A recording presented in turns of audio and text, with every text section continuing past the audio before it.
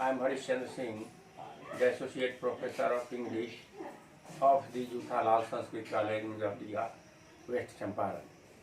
Today I am going to teach the students of Upshastri first year the prose piece prescribed for them is Nalanda and Ancient Sheet of Learning.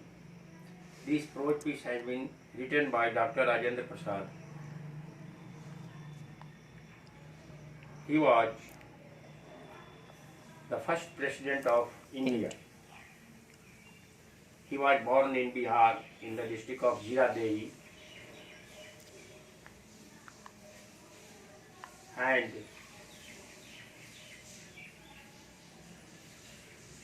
his principle of life was to live simple and to think high. He was a statesman, a scholar, historian, educationist, and a great social reformer. And he was also firstly joined the post of a lecturer in LS College. Later on, he joined Mahatma Gandhi in the freedom movement and the head of the Congress committee of our country.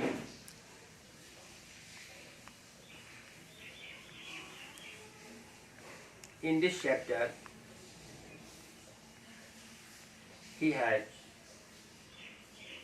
given his own thoughts about the past glory of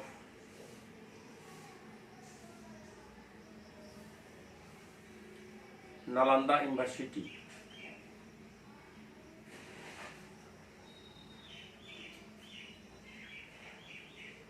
This university was built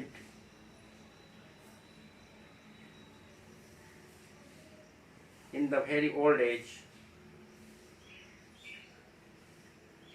with the help of donation collected from different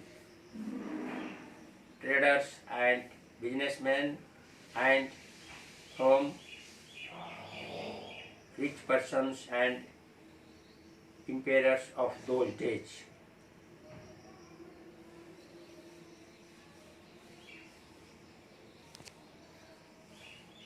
In this chapter, he has thrown light on the relationship between the Guru and the Shishya. This was the tradition of those days.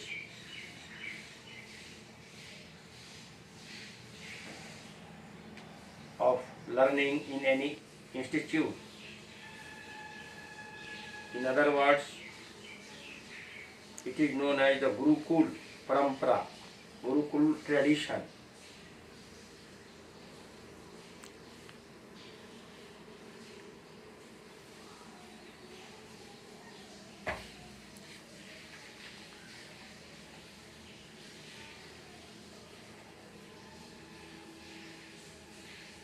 This chapter has been taken from his speech on account of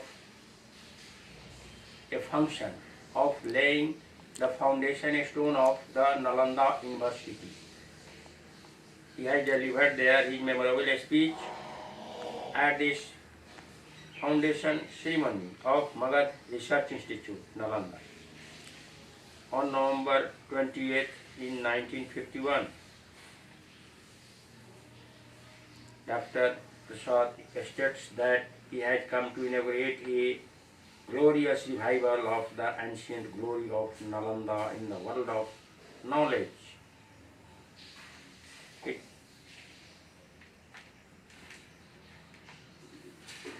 It is with this noble aim that the government of Bihar has decided to establish the Magad Research Institute for the study of Prakrit and Pali and other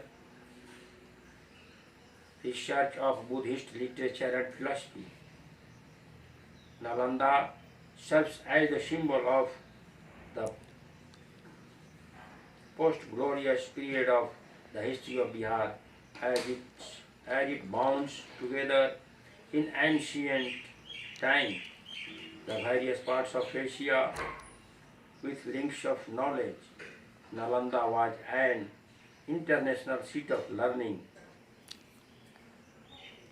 It served for centuries as the center of Asian consciousness of 6 centuries. The history of Nalanda goes back to the age of Lord Buddha and Lord Mahavir. It served as the confluence of the Buddhist and Jain learning. Lord Mahavir met Acharya Mankhila at Nalanda. Mahavir is reported to have lived here for 14 years.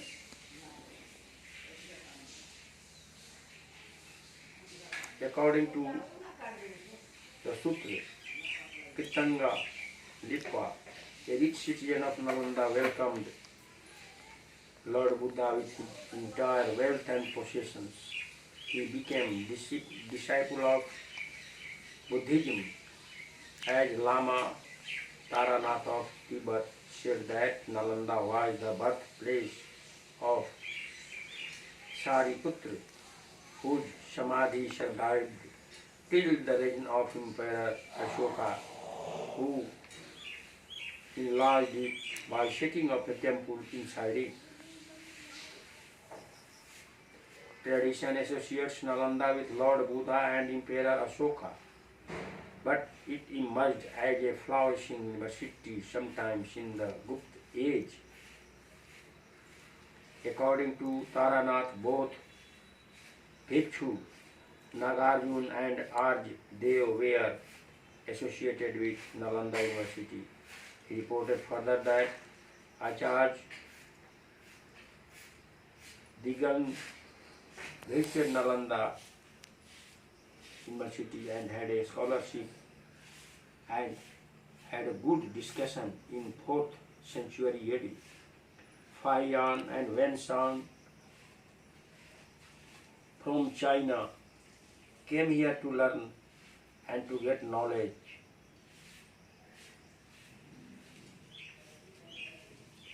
And saw the stupa constructed at the birthplace of Shariputra and the place of his death. But it was during the 7th century, during the reign of Emperor Harshvardhan, when Singh came to India. He observed that Nalanda was at the height of its glory in the 7th century AD. In the light of a Jataka story, when Singh writes that Nalanda derived its name from Nalanda, the peace of mind, where Lord Buddha failed to achieve peace of mind in his previous births. Nalanda University was set up with the help of public trusts and donations from traders. It is reported that this university was founded originally with an endowment created by 500 traders who purchased land with their money and offered it to Lord Buddha as a gift. When Singh visited India, Nalanda had grown into full-fledged university with 6 large vihars. The 8th century inscription of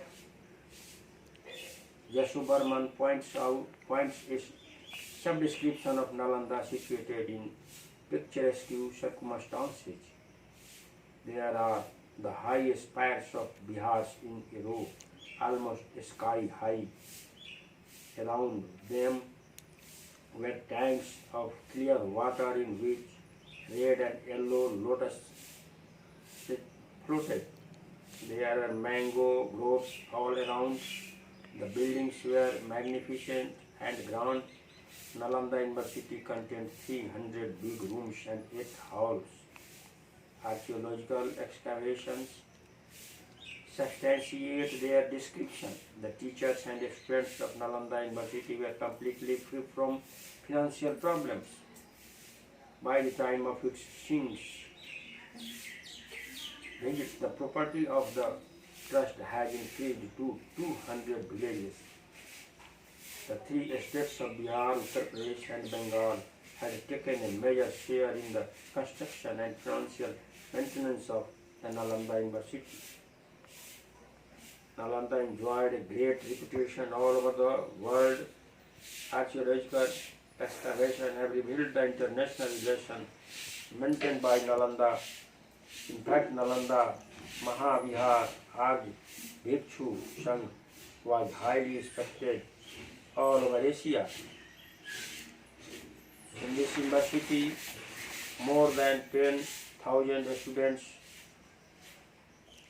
were learning and more than 1,500 teachers were appointed for their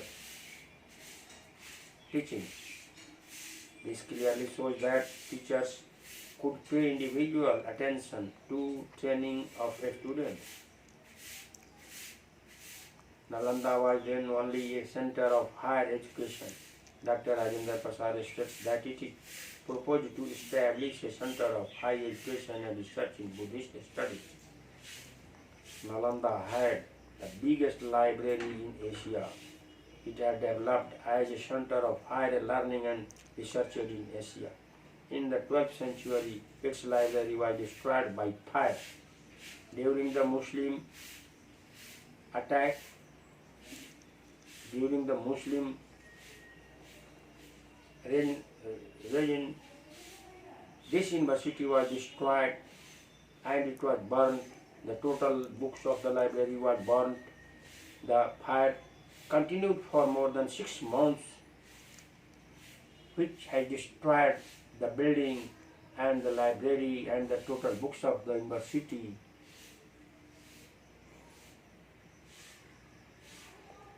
The ramparts of the building of the university is the point of evidence